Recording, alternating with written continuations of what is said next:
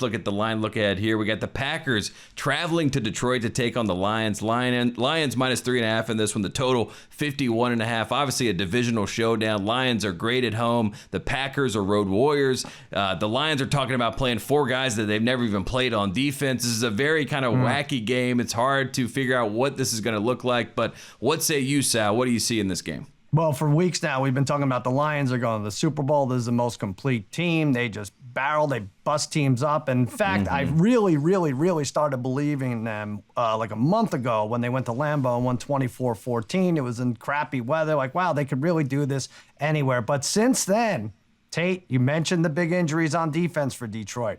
And Green Bay has gotten better. Since then, they've averaged about 30 points per game. So that's why the spread is 3.5 for this team that everybody thinks is going to be a 1 seed and run away with it instead of 4 or 5.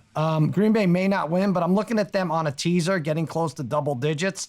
In a place where they stole a game last year. Remember, on Thanksgiving, they went to Detroit and won. So tease Green Bay with a bunch of teams. Pittsburgh, Tampa Bay should win. The Bengals over my Cowgirls. It should all work. Do you feel like this is going to be one of those gamesmanship games where both sides are maybe not trying to show too much of their hand as they forecast potentially a playoff matchup? You know, if the Packers had to go back to Detroit, if you're the Lions, you don't want to win this game. You don't want to go all out in this game if you want to wait to the playoff. Like, is there any sort of the gamesmanship that goes on here, or should we just expect a good football game? So you're saying you'd bet against Jordan Love planting a flag anytime soon in the midfield.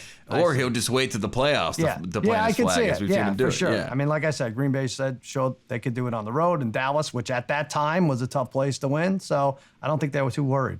Yeah, don't get too high if you win this game in a landslide victory if you're the Detroit Lions, because I do feel like the Packers are going to play a little bit coy, but we'll see what happens. We got some player props. What do you like in this game, Sal?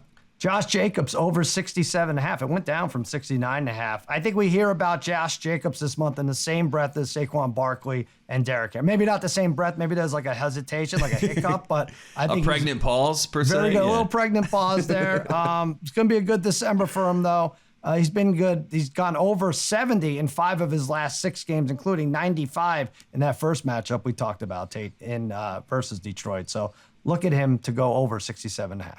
Yeah, I think the running backs are going to be the stars of the playoffs, and the fact that Josh Jacobs is playing good football right now and running the ball really well is very encouraging for the Packers, so I like that. On the flip side, I'm going to take Amon-Ra St. Brown anytime touchdown plus 105. It just feels like he finds a way to get to the end zone, especially in these games within the division. He has his podcast going. He's a little bit cocky on the podcast. I listen to it. St. Brown feels like a guy that's locked in for this Thursday night game. He wants to send a message around the rest of the NFL that Detroit is the real deal, sitting at 11-1 right now. So scored against them the first game. Right. Good job. That's what he does. Way to get open. That's what he does, Sal. So I like it. Let's try